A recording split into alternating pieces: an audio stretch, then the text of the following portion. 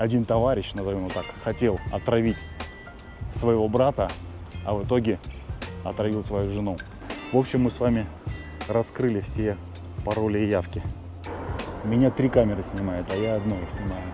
Там девушка подглядывает за мной с окна, видите, на верхнем этаже. Неважно, ГАИ, не ГАИ, просто едет и все.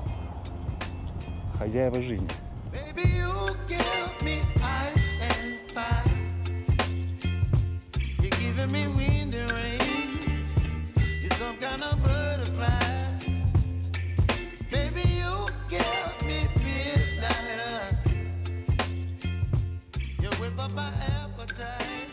Ребят, как и обещал, вторая часть прогулки по району Хамовники. Нахожусь я у казарм, начнем с них. Напомню, что в первой части мы с вами прошли от Андреевского моста до Новодевичьего монастыря. Кстати, сегодня там и закончим. И покажу вам Хамовничьи палаты. Они чуть дальше впереди у меня.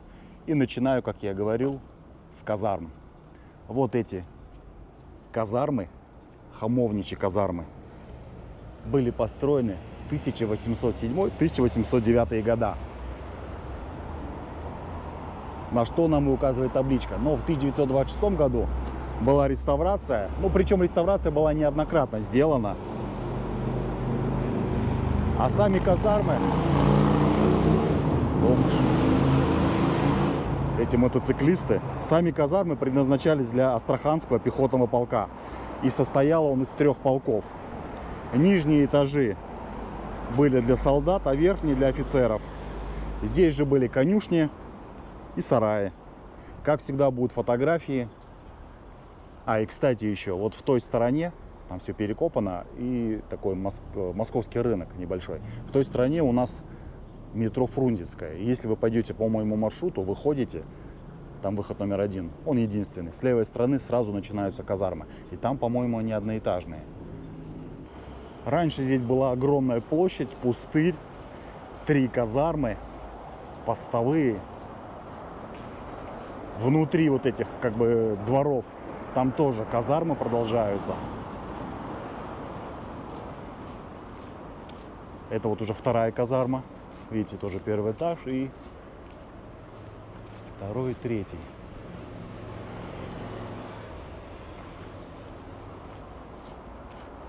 Центральный военный оркестр. Да, вот почему музыка туда доносится. И впереди ремонтные работы. В Москве постоянно летом ремонтные работы.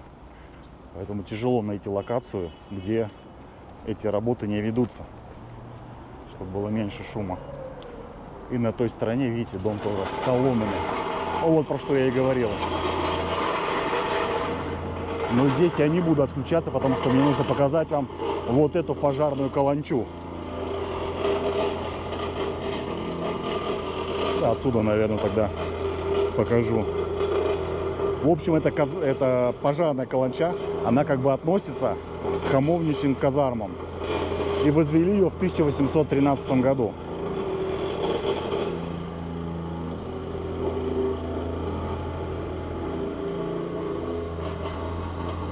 Ее восстановили, она была тоже, по-моему, разрушена. Здесь же конюшни находились рядом с ней. Ну и неоднократно она перестраивалась. А на той стороне с колоннами дом, это шефский дом. Давайте сейчас туда тогда пройду дальше. Отключусь и там уже включу, чтобы поменьше этого шума было. Вот так выглядит пожарная каланча. Если пойдете гулять, видите, под козырьком синий такой знак со штрих-кодом. Вы можете прийти сюда с телефоном, навести на него, и вам он выдаст информацию. И там будет описание и рассказываться про эту пожарную каланчу.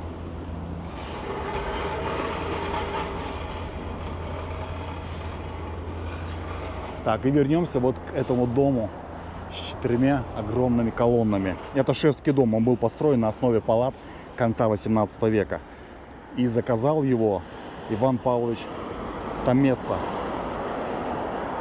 А он был совладельцем хамовнической полотняной мануфактуры. 3 этажа. Сейчас в цоколе вижу ресторан. И уже где-то в 19 веке город выкупил его и передал военным. И здесь размещались военные, именно офицеры, высшие офицеры.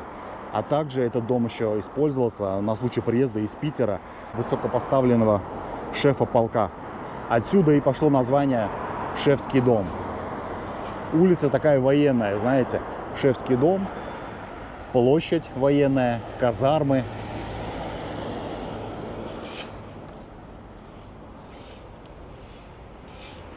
Так, надо перебегать.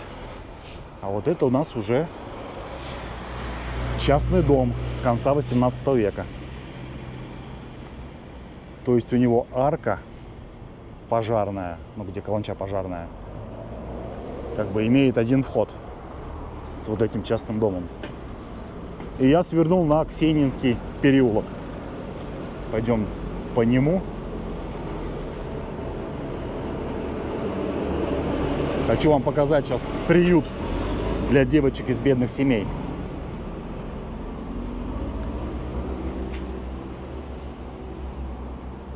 Это все частный дом. Длинный, 2 этажа.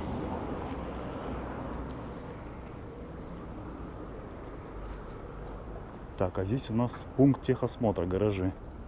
Выбрал специально выходной день, чтобы поменьше было шума. Но, как оказывается, шум здесь всегда. Что в выходной, что в будний день.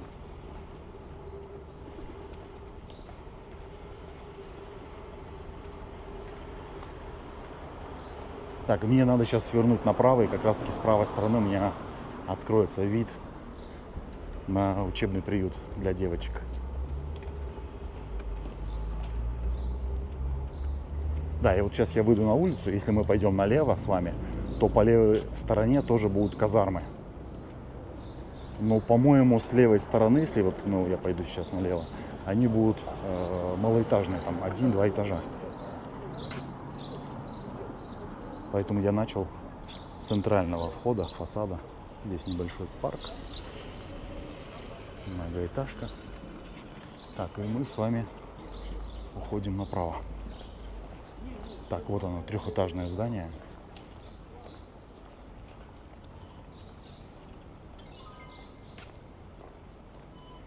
Несвижский переулок 3, кому интересно.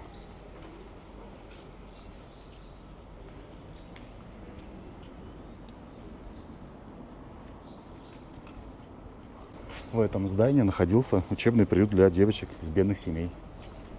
И построили его в 1895 году.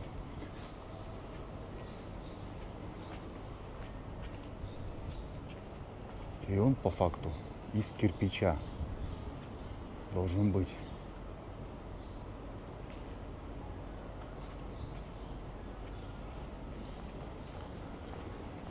Идем прямо, и впереди, видите, уже белые. Это вот и есть палаты.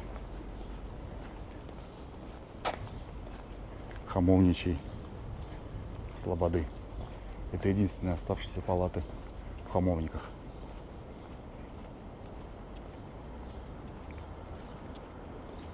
Хамовный двор. Улица Льва Толстого, 10, строение 2.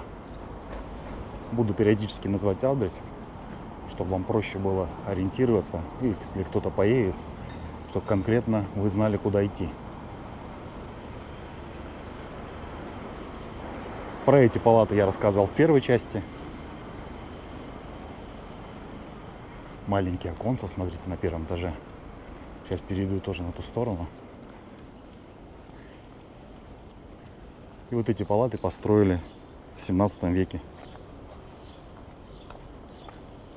Они еще известны были как парусная фабрика. Сам же Хамовный двор как бы просуществовал до начала 18 века.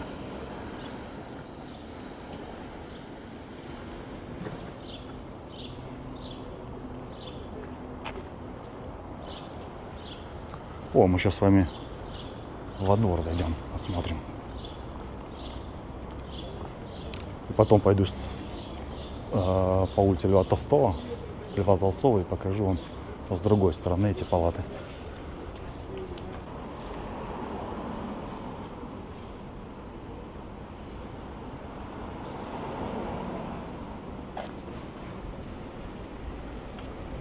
Они очень похожи друг на друга, все палаты. В таком едином стиле строили 17-18 век. Оконцы, смотрите, какие маленькие. Ставни когда-то были. Цветочки стоят.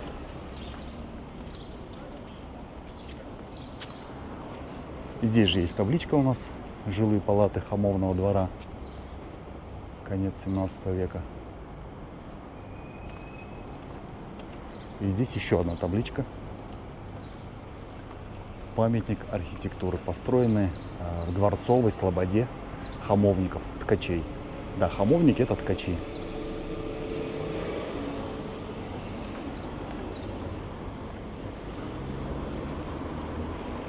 Так, давайте еще с этой стороны вам покажу. Здесь уже окон нету.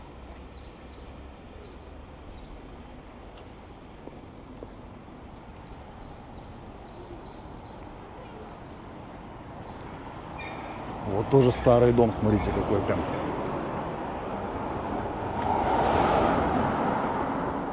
Давайте я на ту сторону уйду.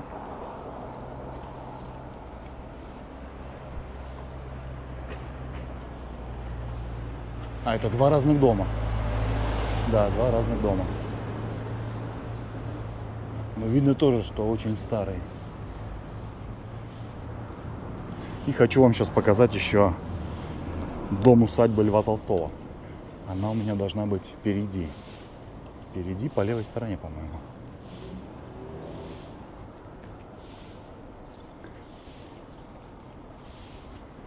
На улице сегодня у нас погода градусов, наверное, 28. Время уже 9 утра. Солнце жарит. Я оделся легко, поэтому будем гулять с вами. Так, а там, смотрите, тоже какие-то старые здания с кирпича. Явно какие-то фабрики были или что-то в этом роде. Да, у нас же впереди тоже будет там фабрика француза по фамилии Жиро. Я про него уже рассказывал в одной из прогулок. Показывал его доходный дом. О, смотрите, какой конь. И гулял я от Волхонки до Причистенки. Поэтому тоже, кто не смотрел, посмотрите. Там как раз таки в самом конце видео был его доходный дом.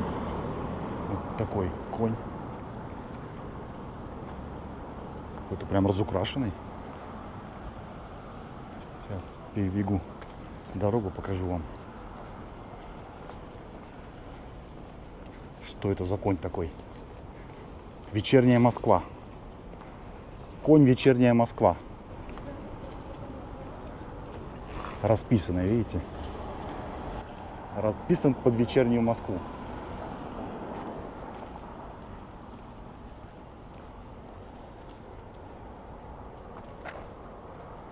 Так, я уже вижу особняк Льва Толстого. По левой стороне у меня открылся. Там его сад. Усадьба, знаете, такая очень большая. Много построек сохранено. Ну и раньше было еще больше. Дом-усадьба. Там парк за забором большой. Вроде как бы еще был там фонтан. Уже не помню. На фотографии будет видно. По-моему, должен быть. Это тоже по факту какие-то старые эти, то ли фабрики, то ли заводы, что-то было. Сейчас эти пространства, вернее, сейчас эти здания используются как пространство. Кафешки, вот, магазины, всякие кружки там, секции спортивные, офисы.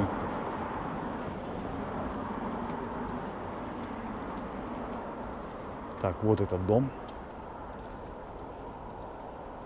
Дом-усадьба Льва Толстого.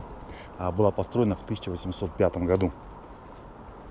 Изначально ей владел князь Мещерский. Сам же Толстой эту усадьбу приобрел где-то в 1882 году. И прожил он здесь до 1901 года вместе со своей семьей. Вот на этом деревянном здании с левой стороны есть табличка «Музей-усадьба Льва Толстого».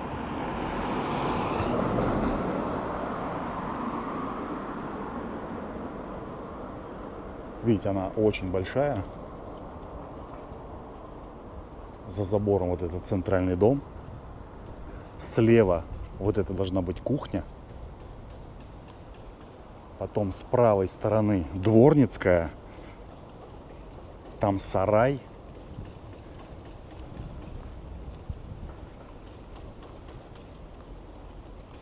Сарай. Да, вижу сарай за забором. Почему-то закрыто. Там машины стоят. Реставрация идет. Понял. Видите, опять ремонт идет. Давайте отсюда покажу вам, насколько это возможно. Главный дом. Вот там сарай стоит за машиной. Внутри там есть флигель и парк небольшой.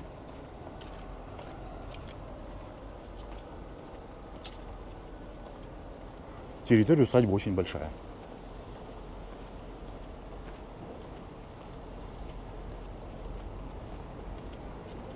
Так, и по-моему мне надо вот сюда. Да, точно.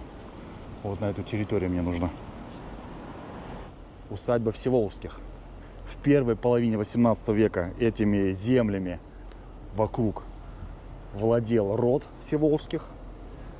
Потом они продали эти владения в 1875 году французу по фамилии Жиро.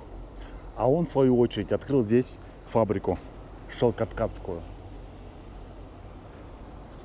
Ну а Жиро — это тот француз, про которого я уже вам сказал.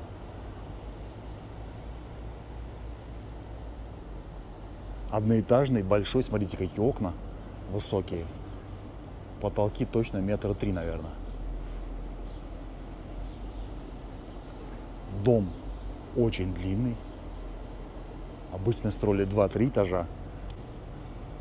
А он еще и какой широкий. Да, в 3. С той стороны 3 проема, и здесь 2, и дверь посередине. Очень широкий.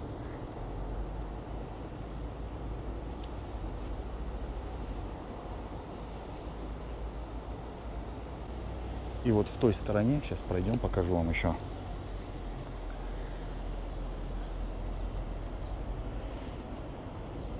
Там уже картинное здание под картинную галерею. Вот этот француз по фамилии Жиро хранил в этом здании свои картины, коллекцию свою.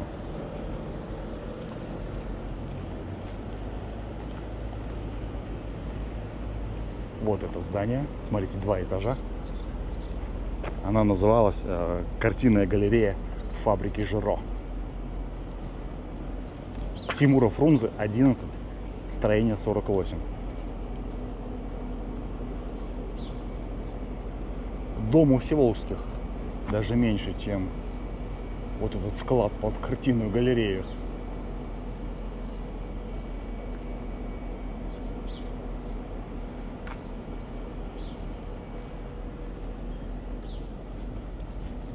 Вот такая здесь территория. Приходите, гуляйте. Так, и все. Я сейчас иду в сквер Девичье поле. Оттуда я пришел, и мы идем с вами сюда. Вот опять продолжаются эти здания кирпичные. По факту, да, получается, здесь все такое было больше под фабрики.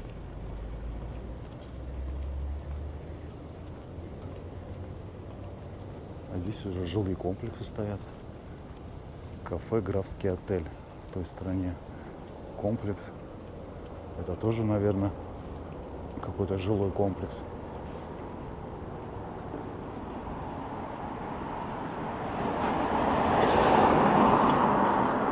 Так, а здесь ремонтные работы идут.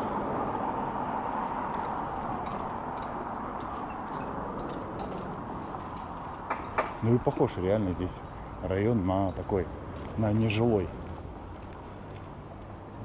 Хотя, я думаю, квартиры здесь, если здесь, конечно, квартиры, были бы шикарные. Смотрите, какие высокие потолки.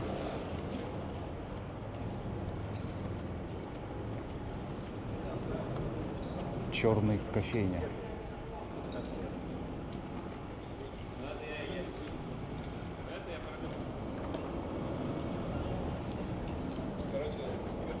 Ребят, дошел до сквера.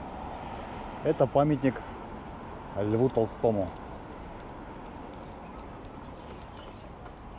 Вообще сквер Девичье поле было, знаете, такое тусовочное место по тем временам. Это было еще с 1864 года. Здесь уже был этот сквер, проводили здесь праздники, гулянья. А потом на пасхальной неделе также здесь праздники проводили. Здесь были качели, горки, карусели. Сейчас, видите, это такая зеленая большая парковая зона. Фонари, скамейки, есть детская площадка, спортивные площадки. Сквер такой, знаете, в треугольного вида, в треугольной формы.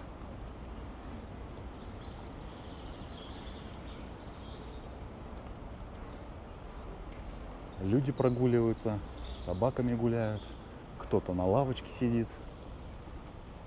Классное место для прогулок. Прежде всего местным жителям, которые живут в округе, конечно же. Таких парков, скверов, в принципе, в Москве очень много. Куда можно приехать, отдохнуть, посидеть. Я же хочу вам показать училище. Называется он «Училищный дом» на Девичьем поле. Также нашел в интернете фотографии. Как раз таки там молодые люди гуляют в сквере, отдыхают, на велосипедах катаются. Поэтому будет интересно посмотреть. В принципе, я думаю, интересно смотреть, сравнивать, как было раньше и как сейчас. Вот такой парк. Детская площадка. И как раз таки вот этот училищный дом должен уже быть у меня впереди.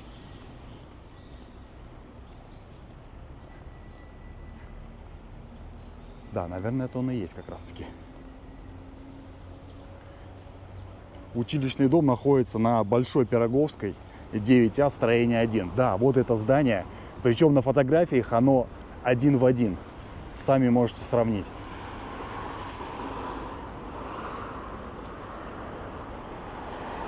Очень красиво, знаете, такой прям замок.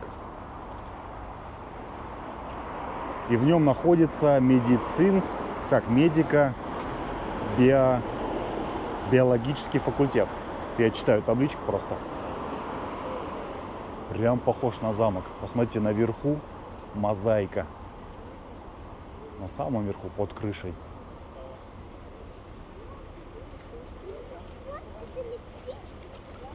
Вот строили люди училищный дом. Это прям шедевр. Великолепное здание. И мы пойдем сейчас по той стороне, по той улице, но мне надо сначала вернуться в парк, пройти на другую сторону, показать хочу вам с той стороны дома. Я всегда удивляюсь, как люди строили. Строили, конечно же, для себя, для своей семьи, жили там, но тем не менее, может быть, конечно, это было и хвастовство, но я сомневаюсь. У людей были деньги, не думаю, что они там выпендривались друг перед другом, кто построит круче дом. Потому что вот посмотрели мы с вами особняк Всеволожских, вся его территория была, и дом достаточно такой скромный. Но строили очень хорошо. Как сейчас строят, сами все знаете. Даже если у человека есть деньги, и он строит дом, то он страшный, некрасивый. Скорее всего, 10-20 лет, и ему будет хана, либо ремонтировать. Нужно будет столько денег вложить в его содержание. То ли раньше построил замок кто-то, да, для училища. Дальше еще расскажу вам историю интересную. Не буду забегать вперед. Пройдем, покажу дом, и там уже расскажу.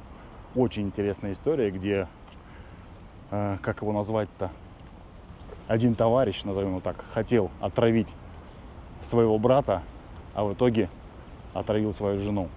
Поэтому это будет чуть-чуть дальше. Прохожу детскую площадку, и мне нужно на той стороне показать вам пару зданий. Парк, видите, очень большой. Кстати, вот по той улице начинаются уже все вот эти медицинские учреждения.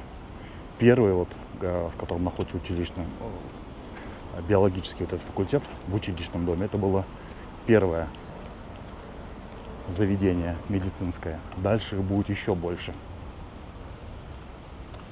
С той стороны у нас Лев Толстой. А, здесь еще вид открывается, по-моему, вот с этой. Нет, не с этой стороны. Ну, где-то там дальше, наверное. Как раз-таки на Москва-Сити. Так, это у нас проезд Девичьего поля 4. И мне нужен... А, вон, прочитайте пока, что там наверху. Кто-то вон... А, это же военный, по-моему, этот, то ли университет, что-то с военными связано, вот это здание. Посмотрел по картам, это Академия имени Фрунзе, военная академия. Я помню, что здесь это что-то с военными связано, вот это здание. В общем, академия. Впереди меня фонтан. Я все так же в сквере. Это зеленым цветом выделена спортивная дорожка для бега. Сзади меня как раз девушка бежит.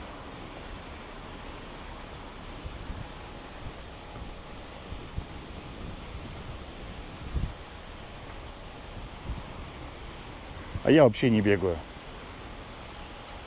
Столько хожу, поэтому даже бегать в принципе смысла нет никакого. Какой фонтан красивый. Полевая кухня еще.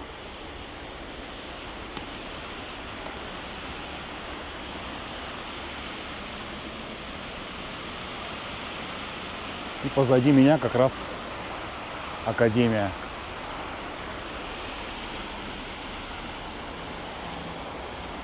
Сейчас покажу полностью здание.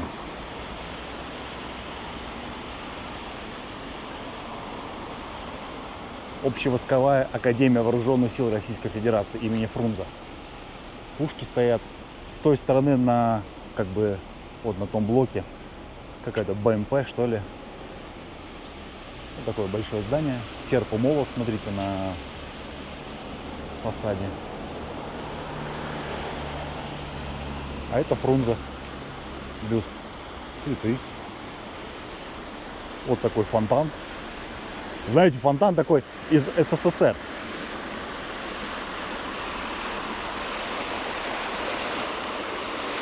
Кто-то загорает. Вон девушка солнечные ванны принимает.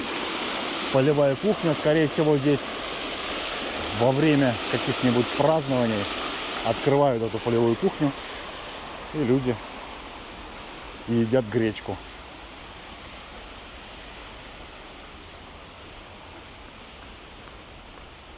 С той стороны спортивная площадка. Все, я тогда сейчас выхожу из сквера и уже включусь как раз таки возле здания, к которому я иду. В глубине парка стоит беседка деревянная, газоны, клумбы, футбольное поле. Вот там. Но мне нужно пройти с той стороны, обойти. Перешел дорогу. О, с той стороны. Просто привлек мое внимание вот этот дом. Но здесь сейчас ресторан. Я увидел вот этот шпиль небольшой деревянный. Но по ощущениям его вот этот сам особняк, да, не нашел информацию, что здесь было раньше и кому он принадлежал. Но мне кажется, его как-то заколхозили. Вот такое ощущение. Смотрится, конечно, вот так с виду вроде красиво, примечательно, все в зелени. Но внутри, по ощущениям, колхоз. Может, конечно, я и не прав. С этой стороны фасад красивый.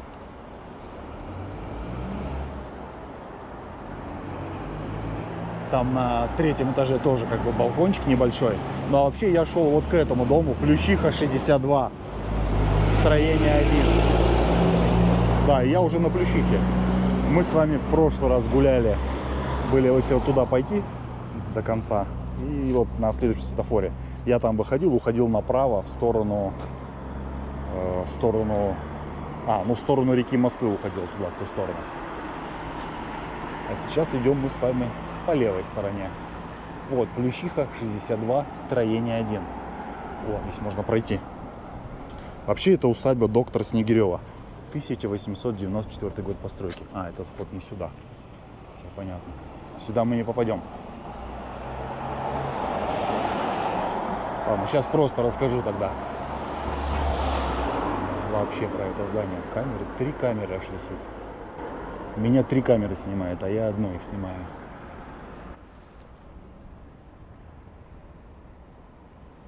В общем, этот дом был построен для профессора медицины Владимира Федоровича Снегирева. Я говорю, здесь такой квартал, знаете, медицинский. А дальше будет по улице, вот куда я иду, клиника, названа его именем. А самого же Снегирева называли волшебником, потому что он людей любил лечить. Вот поэтому такое, как бы, мнение о нем сложилось, да, волшебник. Да, с этой стороны тоже не покажу, все за забором. В общем, в начале 19 века здесь находилась другая усадьба, а от нее сохранился вот этот флигель, домик, который я вам и показал. В советское время местные жители считали, что в этом доме находится явочная квартира армейской разведки. В принципе, все может быть, потому что вот она, тебе военная академия, 3 камеры сейчас даже, все возможно. В общем, мы с вами раскрыли все пароли и явки. И мне нужен сейчас будет адрес Плющиха 64, дробь 6, строение 1. Клуб завода «Каучук». Наверное, вот это он и есть. Здесь я вот по этой стороне Плющихи я не ходил, поэтому ориентируюсь так по картам. Первый раз вместе с вами. Да, наверное, вот это и есть. Плющиха 64 вижу. Да, вот это и есть. Тоже прикреплю фотографию. В 1927 году его построили. Такой оригинальный, да? Оригинальный клуб. Здесь был и ресторан, и театр.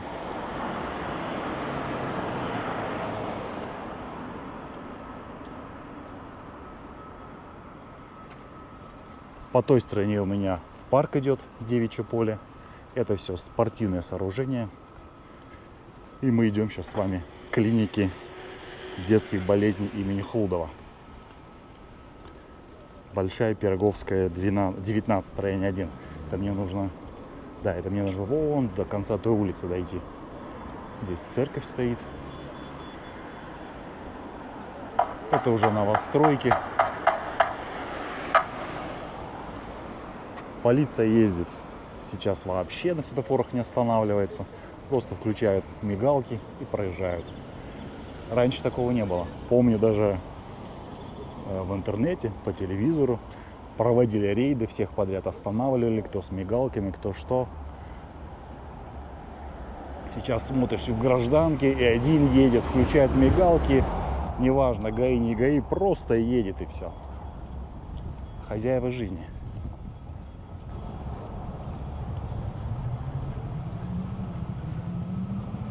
Такая улица. Вот отсюда вид как раз таки открывается. Видите, впереди Москва-Сити. Вдалеке. Они красиво смотрятся. И ночью тоже огоньки горят. Церковь, давайте покажу вам. С той стороны, наверное, сейчас зайду. На саму территорию не хочу заходить.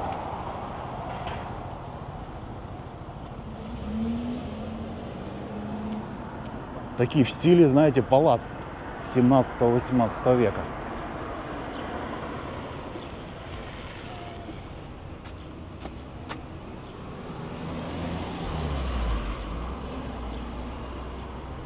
Симпатично смотрится.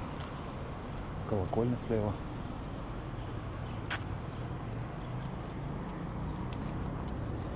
Недалеко ушел. Видите, вот это все здания. Здесь первый корпус, за ним еще корпуса. Очень большая территория по правой стороне, и то же самое по левой стороне. Это все медицинские учреждения. Какие колонны огромные. Сеченевский центр материнства и детства.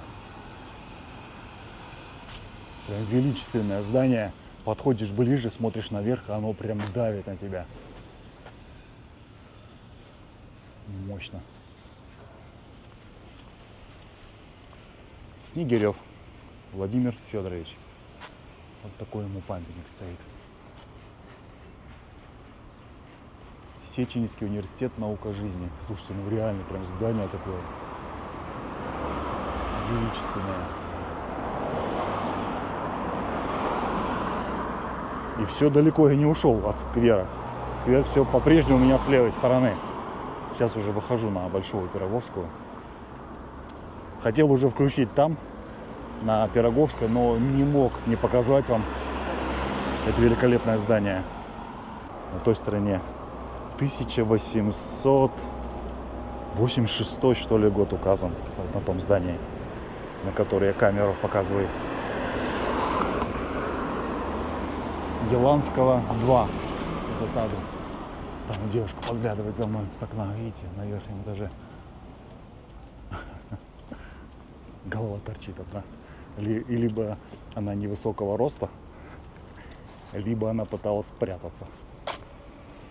Вот все это здесь все медицинские учреждения, корпуса.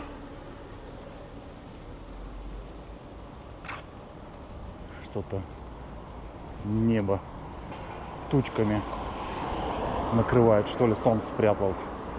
Или за облаками. Большая Пироговская 17. Вот какой-то новострой. Такие здания нам не интересны. И по факту я буду идти сейчас все прямо и дойду до Новодевичьего монастыря. Но я остановлюсь не на нем, а на памятнике. Там есть такой памятник. Раньше было 3 фигуры, а сейчас там 2 фигуры. Ну а что за фигуры, мы увидим с вами чуть попозже. А я уже вижу даже башню Новодевичьего монастыря и колокольню. Памятник Пирогову. Большая Пироговская 2, строение 1.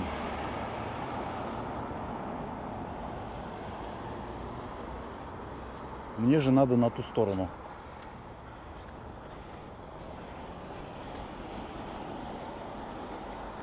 Вот это клиника детских болезней имени Хлудова. Вот это здание было построено в 1896 году. И деньги выделял Михаил Хлудов. И вот про этого Михаила я и хотел вам рассказать. С ним, знаете, произошел такой казус. Наверное, вот лучше слова не подобрать. В общем, он хотел отравить своего брата, подсыпал ему яд в кофе. Но это кофе выпила его жена. Жене было 20 лет. Выпила и умерла. А еще было с ним тоже, знаете, такой несчастливый, как бы, наверное, сейчас сказали. В 12 лет умер его сын.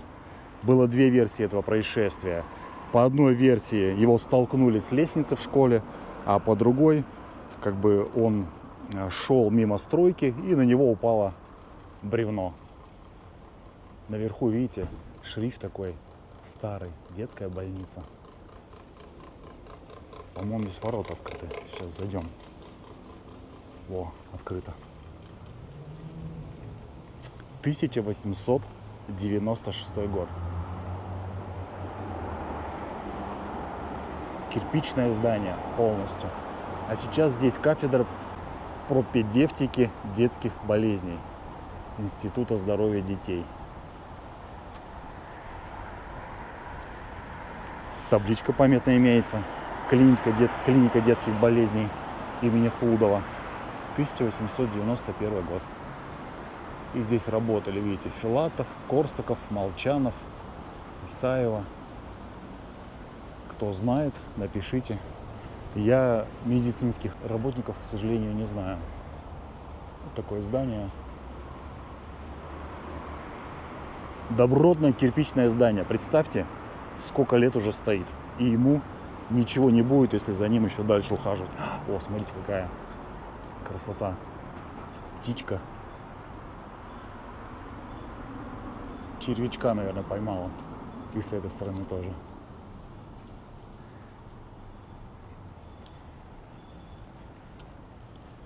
Идем дальше с вами. На той стороне все так же медицинские учреждения. По левой стороне сейчас будет, сейчас покажу, музей медицины, по-моему. Также стоят бюсты. Мы с вами уже два бюста видели. Вот еще один, третий. Вот музей истории медицины. Проспект такой, да? Прям такой большой, широкий.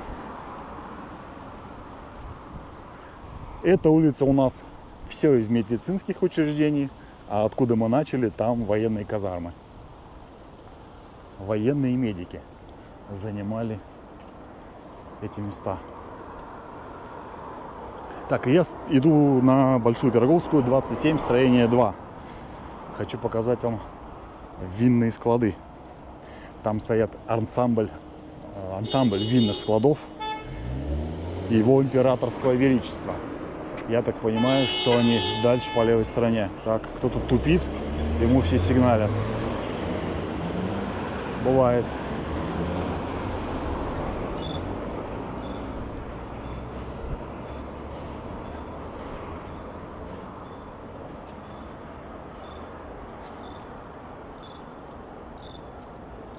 Музей. Интересно, что там представлено в этих музеях. Наверное, кости, черепа.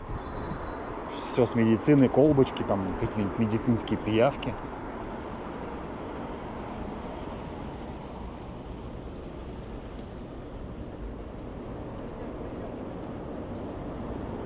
Так, это что такое? Минстрой России. А я снимал уже видео как раз на Соколе. Там Минстрой строил себе дома. Но это во времена еще СССР. Не знаю, какое видео будет первым, это или про район Сокол. Но тем не менее, вот он, Минстрой России. Я так понимаю, что здесь еще и Минстрой СССР находился раньше. До того, как это здание заняли современники. Министерство строительства и жилищно-коммунального хозяйства Российской Федерации. Построено капитально. Ну, простенько. Особо так не выделяется по сравнению вот с этими зданиями. Это Сеченовский университет. А этот бюст Семашко установлен. По факту, вот по правой стороне, то, что я сейчас показываю, здания, они такого, знаете, однотипные. Все по одному типу строилось.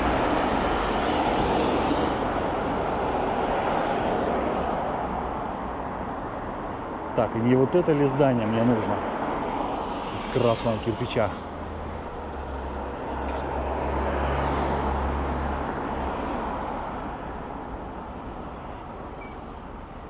И причем даже таблички-то нет никакой, адрес не указан. Луч. Вижу, написано луч. Что там за луч? Кафешка, походу, на первом этаже. А, это бар и ресторан.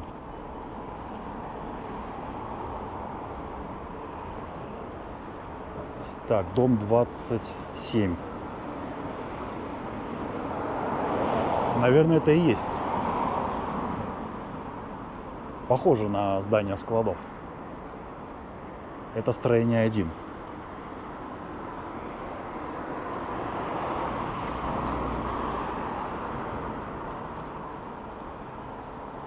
А мне нужно строение 2. Строение 2, значит, где-то в глубине. Да, вон оно, в глубине вижу. Вот те здания, видите? А вот сейчас могу вот здесь пройти. Это и есть ансамбль винных складов Его Императорского Величества. Посмотрите, какое величество.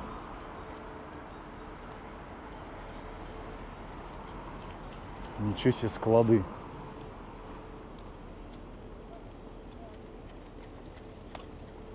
Вот это склады. Это что тут они такого хранили-то? Явно необычные вина.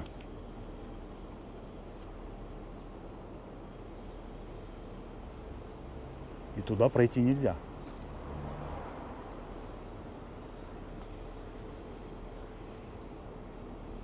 Интересное здание. Посмотрите наверху. Вон там как раз таки застеклили. Такое как бы и балкон, не балкон.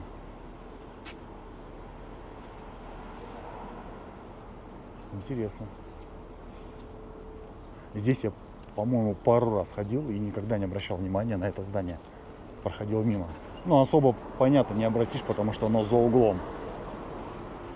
Так что, ребят, кому интересно, адрес я назвал.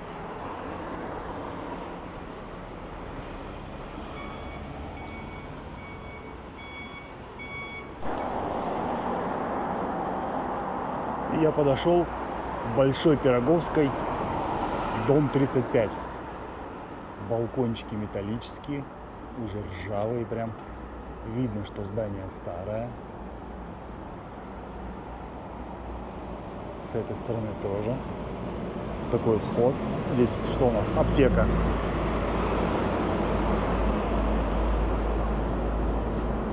В общем, это дом, особняк даже, вернее, особняк Решетниковых. 1920 года постройки. Решетниковы были купцами.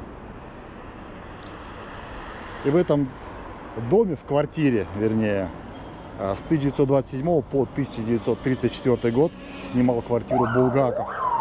Вот, видите, о чем я говорил. Они приехали сзади, не хотят стоять, ждать. Просто включают и едут. Не думаю, что они у них срочное дело. В общем, вот и памятник Булгакову.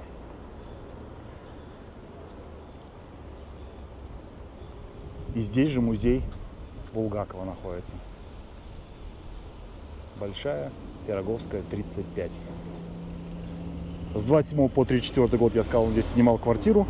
Здесь он работал над пьесами «Бег», «Адам и Ева». Писал свой роман знаменитый «Мастер и Маргарита». Также существует легенда, что в доме находилась молельня Григория Распутина.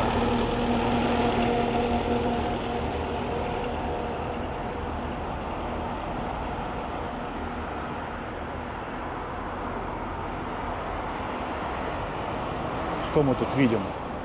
Михаил Булгаков. Следы кота, наверное, да? На метле вот летает. Что тут еще? Ну, в общем, тут изображены все...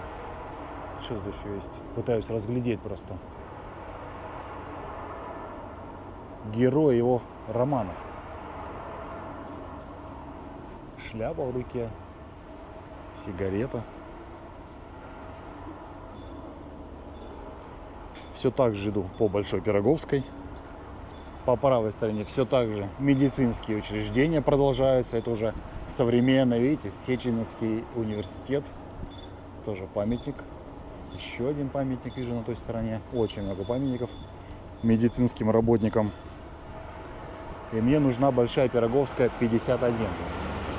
Почему-то мне кажется, что она как раз таки на той стороне и находится. Вот там. Это комплекс общежитий Института Красной Профессуры. Или по левой стороне. Я говорю, здесь очень плохо ориентируюсь. Поэтому сейчас надо будет с картой опять. А, нет, все правильно иду. Прямо, значит. Большая Пироговская, 51. А, вот, правильно, все. Вот, по левой стороне начинаются желтенькие домики вот эти. А здесь ремонт идет.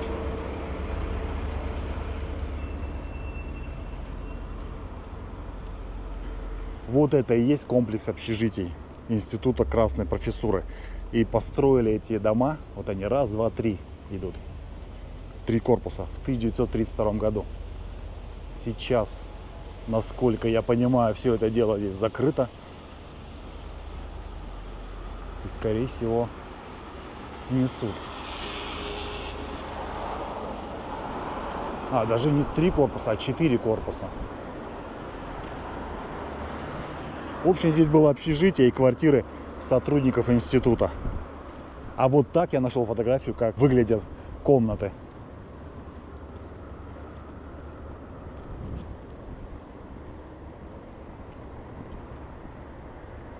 Ну да, не заглянешь туда, конечно, не посмотришь. Там еще вот корпус идет, видите, посередине. Хотя вижу, вот ворота открыты. Давайте уже дойду.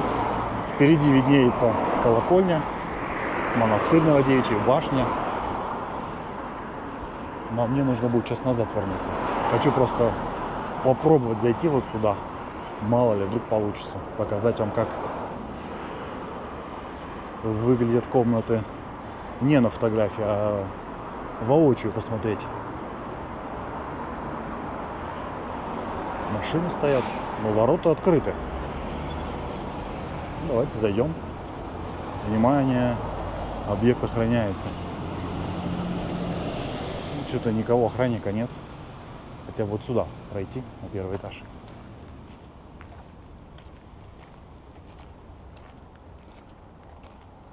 Здесь какие-то офисы, наверное. Так, там темно, не пойду, ребят, потому что картинка сразу замыливается, и особо там ничего не разглядишь. Давайте тогда здесь во дворе немного покажу. Балконы. Это лестница, скорее всего, здесь.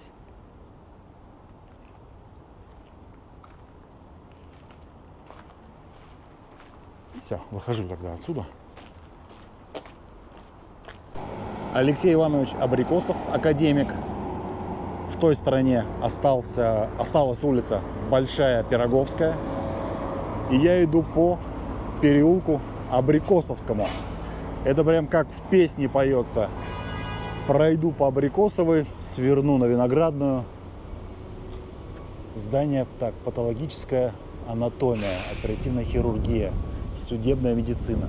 Такое здание, Абрикосовский переулок, строение 1. Государственный научный центр Российской Федерации. Все в кондиционерах. Такой страшный фасад. Ладно, не будем о страшном. Возвращаемся к прекрасному. Сейчас нам откроется вид на городскую усадьбу Юшковых. Как раз она у меня за углом. Погодинская улица, 18/1.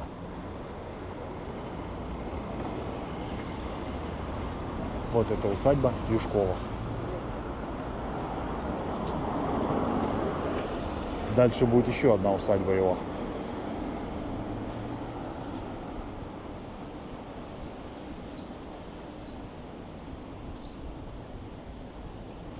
Пытаюсь вот как-то оценить это здание. Глаз, чтобы зацепился, что ли, за что-то. Но все очень просто, скромно. Прям очень просто. Вот этот дом даже больше привлекает внимание в красном цвете, кирпичный. Это уже современная постройка. Ну, как современная, на 60-е годы. Ладно. Сейчас здесь православная лавка. И вход в храм. Но нас вообще интересует тоже вот это здание. Погодинская, 20/3. Это главный дом фабрики. Даже фабрики-усадьба, наверное, правильно будет. Ганешиных.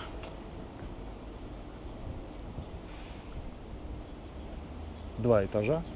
Тоже все просто. Следующий дом, видите, вот это как бы в едином фасаде, стиле. Это тоже дом стал фабрикой.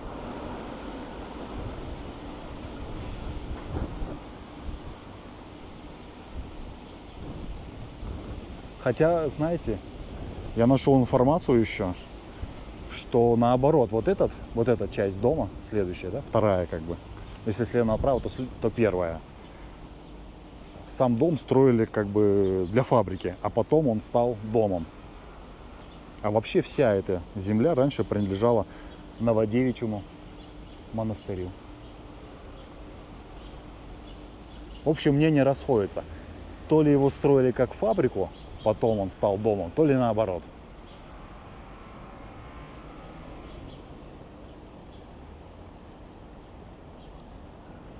Если судить, что это строили изначально как дом, то он слишком скромный, наверное, для дома. Хотя вот первое здание Юшковых тоже было такое скромноватое. В общем, история об этом умалчивает. Ну и нас еще интересует вот этот дом, Погодинская улица, дом 22, строение 1. Это тоже усадьба Юшковых, а позже фабрика Милюкова. Видите, все было в фабриках здесь. Принадлежала она богатой семье Юшковых. В 1811 году они устроили, кстати, здесь праздник, который проходил 3 дня. Фейерверки, музыка, музыканты, в общем, кутили. И в эти 3 дня они провели около 20 балов. Вся округа, вплоть до Новодевичьего монастыря, он, кстати, у нас вот там прям за леском, наблюдали за всем этим пиром. В итоге, как вы думаете, что с ними стало? Можете написать в комментариях, а я чуть-чуть подальше отойду. Пишите пока комментарии, как вы предполагаете, что с ними стало, в принципе. Но кутили они очень жестко.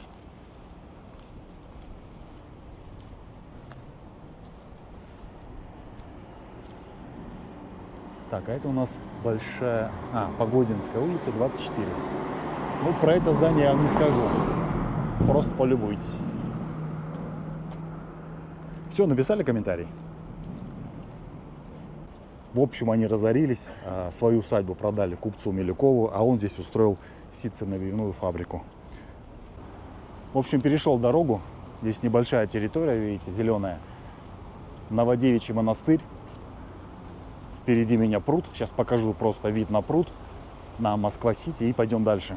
Потому как полностью, если захотите посмотреть прогулку по Новодевичьему монастырю и эти места, это в первой части видео смотрите. Это же у нас вторая часть. Поэтому здесь покажу просто Новодевичий пруд. Вот так он выглядит. Люди загорают. Вон там фигуры, памятник.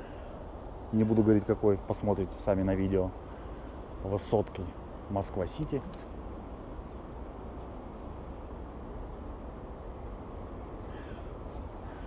Новодевичий монастырь, башня. Очень интересная история. Вот про эту башню. Надпрудная башня называется. Вот она, первая. Качели. Я на них катался. Вот, короче, башня. Интересная история. Поэтому смотрите первую часть прогулки.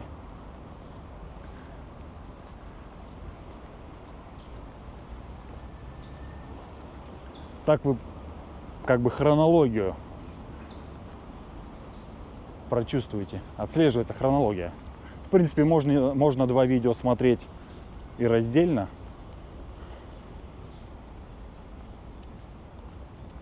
Ну, наверное, интересно, когда идет продолжение, такая серия видео.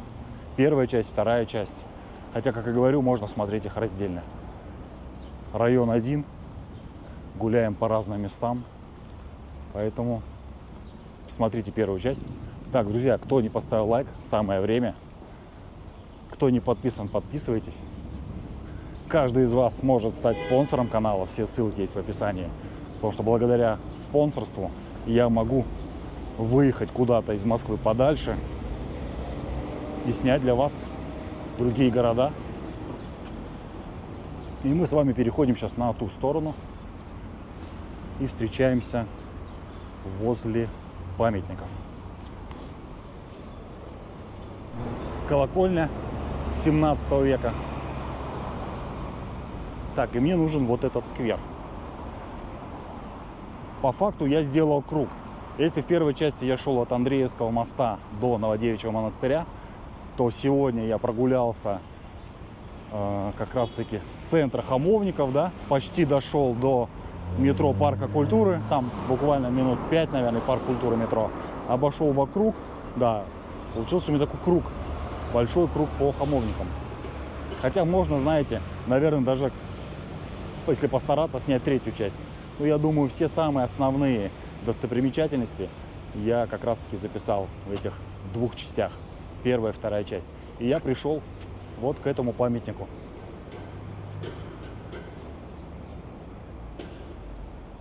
Это у нас памятник миру мир. А площадь, наверное, эта площадь все-таки относится к Новодевичьему монастырю. Вообще, видите, здесь две фигуры. Наверху написано «Миру мир» на разных языках. А изначально было здесь три фигуры. Вот так этот памятник выглядел раньше.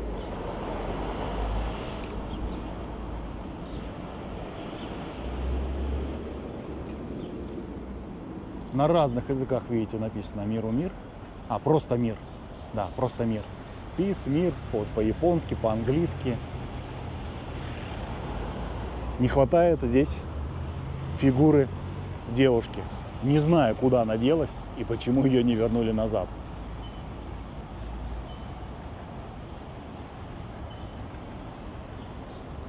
Ну и на этом буду заканчивать. Как всегда, спасибо, что смотрите, комментируете. Всем, ребят, мира, добра. Всем пока.